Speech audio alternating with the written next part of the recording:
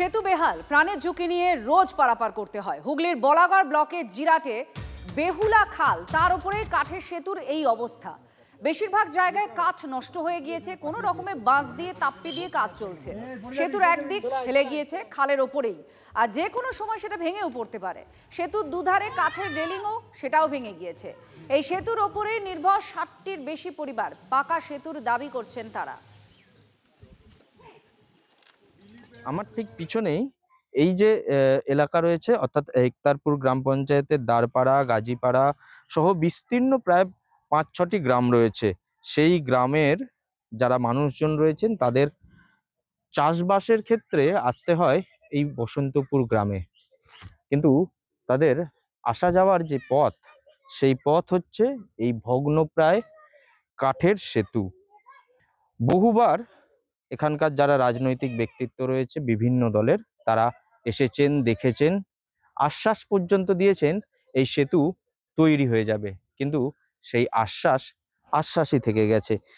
দীর্ঘদিন ধরেই তারা দাবি জানিয়েছেন এই ব্রিজকে কংক্রিটের করা হোক, যেন একটা ট্রলি ভ্যান যাতে তাদের যে সবজি বা উৎপাদিত ফসল তারা নিয়ে যেতে পারেন, সেইটুকুই তাদের দাবি ছিল, কিন্তু সেই দাবি তাদের পূরণ হয়নি। স্থানীয় মানুষজন চাইছেন এই যে নতুন সরকার, সেই নতুন সরকার তাদের আশা পূরণ করুক। হুগলির বলাগড় থেকে ক্যামেরায় সুজয় মুখোপাধ্যায়ের সঙ্গে আশিক ইনসান, TV9 বাংলা। মানে প্রচুরভাবে কষ্ট হয়, এক নম্বর। আর দ্বিতীয়ত বাচ্চাদের বেশি সমস্যা স্কুল যাওয়া আসার জন্য। অনেক দিন ধরে বলছে সারাবে সারাবে, কিন্তু সারানো হচ্ছে না এখনো।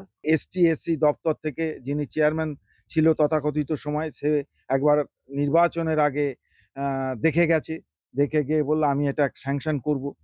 তা সেই স্যাংশনই হচ্ছে, আর এখানে সেই ছানায় দেখানো হচ্ছে, কাজের কাজ কিছু হচ্ছে না।